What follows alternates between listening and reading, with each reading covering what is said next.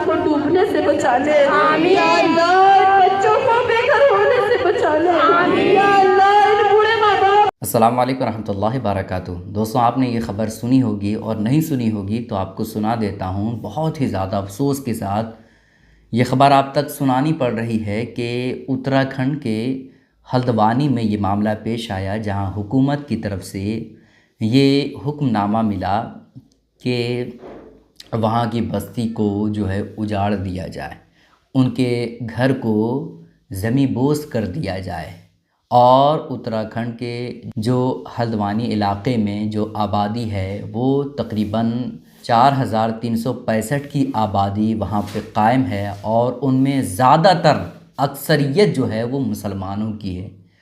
और उस बस्ती को, उन घरों को ज़मीं बोस यानी गिरा देने का हुक्म आया है। शायर क्या ही बेहतर अंदाज में कहता है कि लोग टूट जाते हैं एक घर बनाने में और तुम तरस नहीं खाते बस्तियां उजाड़ने में। मैं कहना चाहूँगा कि प्राइम मिनिस्टर मोदी का वो बयान कहाँ गया जब उन्होंने कहा था कि मैं रोज़गार दूंगा, जब उन्होंने कहा था कि मैं बेरोज़गारों का घर बना करके दूंगा, मैं रोज़गार दूंगा, लोगों की परेशानी को ख़त्म कर दूंगा। यहाँ परेशानी क्या ख़त्म करेंगे जिन लोगों ने अपनी पूरी ज़िंदगी की मेहनत व मुशक्क़त को इकट्ठा करके घर बनाया था, उन घरों को भी उजाड़ दिया जा रहा है। कहाँ गया वो सबका साथ सबका विकास? उत्तराखंड के हल्द्वानी में जहाँ ये हुक्मनामा मिला है लोगों को, वहाँ 60 से 70 हज़ार लोग आबाद हैं। सोचिए ना दोस्तों, किस तरह से वो अपनी ज़िंदगी गुजारेंगे, कहाँ जाएंगे? इस मामले का खुलासा ये है दोस्तों कि हल्द्वानी में रहने वाले लोगों ने जो है वहाँ घर बना लिया। घर बनाने के बाद कई सालों तक वो वहाँ पे आबाद रहे। उसके बाद रेलवे जो मंत्रालय हैं उन्होंने कहा कि ये मेरी ज़मीन है और उन्होंने केस लड़ा और वो केस जो है हाई कोर्ट के थ्रू से वो जीत गया। और उन लोगों ने, जो रेलवे मंत्रालय हैं, उन लोगों ने कहा कि इस ज़मीन को हम, इस घर वालों को जो है हम ज़मीन बोस कर देंगे और फिर सारे लोगों को यहाँ से निकलना पड़ेगा।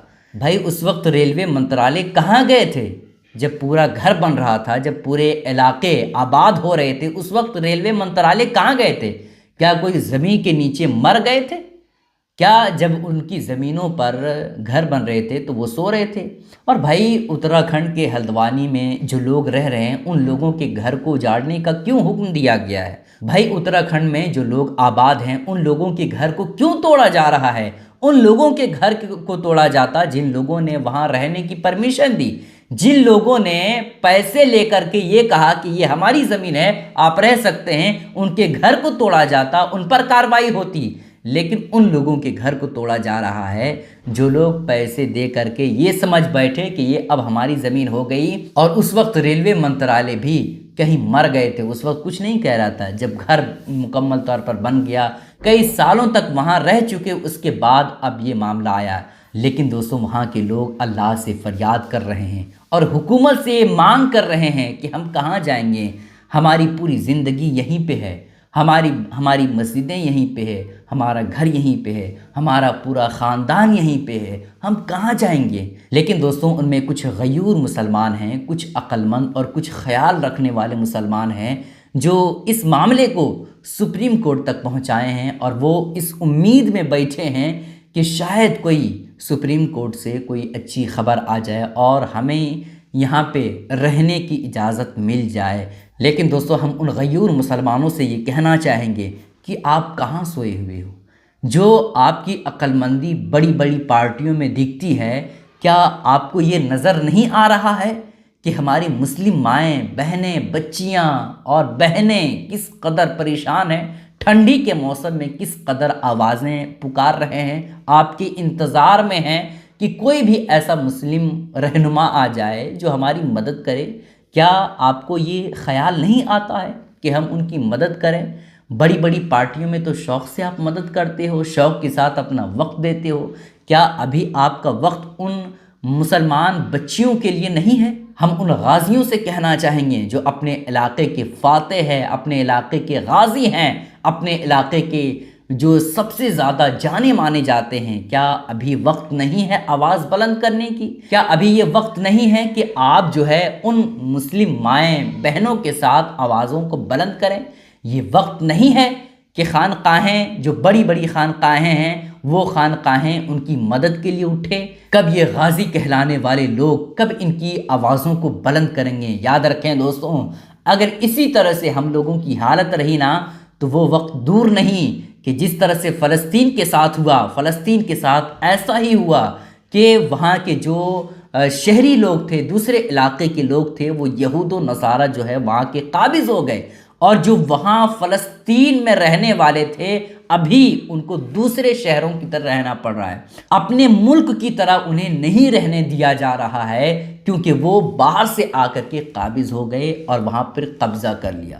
یاد رکھیں دوستوں، اگر ہم لوگ اسی طرح سے ہم لوگ سستی اور کاہلی کے ساتھ کام لیں گے تو وہ وقت دور نہیں جب ہم لوگوں کو یہ پریشانی ہو۔ اللہ نہ کرے کہ یہ پریشانی ہو، لیکن دوستو ہم ان غیور مسلمانوں سے اور ان غازی اور اپنے علاقے کے فاتح کہلانے والے لوگوں سے گزارش کرنا چاہوں گا، اپنے خانقاہوں سے گزارش کرنا چاہوں گا کہ آپ صرف اسٹیجوں تک محدود نہ رہیے، آپ صرف لوگوں کے نذرانے لے کر کے اپنی جیب میں نہ رکھیں، بلکہ جب لوگوں کی پریشانی ہو، جب لوگ پریشان حال میں ہوں، تب ان کی مدد کریں۔ وہاں ہماری مسلم مائیں بہنیں آپ کے انتظار میں ہیں۔ بس دوستوں، آج کل کے جو غازی ہیں، جو فاتح کہلانے والے ہیں، جو خانقاہ کے لوگ ہیں، وہ صرف اور صرف اسٹیجوں تک محدود ہو گئے ہیں۔ جہاں مسلمان پریشان حال ہوتے ہیں وہاں ان کی کوئی مدد نہیں کی جاتی ہے۔ ہماری محنتیں، ہماری کوششیں صرف اسٹیجوں تک نہیں ہونی چاہیے، بلکہ زمین پہ اتر کر کے ہم لوگوں کی پریشانی کو دور کریں۔ یہی تمام امت مسلمہ کا اصل مقصد ہونا چاہیے۔ دوستوں، آپ لوگوں سے گزارش ہے کہ اپنے علاقے میں، اپنے آس پاس میں جو لوگ پریشان حال ہیں، جو لوگ مصیبت زدہ ہیں، ان کی مصیبتوں کو دور کریں۔ اگر ان کی آواز کو بلند کرنے کی ضرورت پڑے تو آپ ان کی مدد کریں۔ گزارش ہے دوستوں کہ اس کلپ کو شیئر کریں۔ السلام علیکم ورحمۃ اللہ وبرکاتہ۔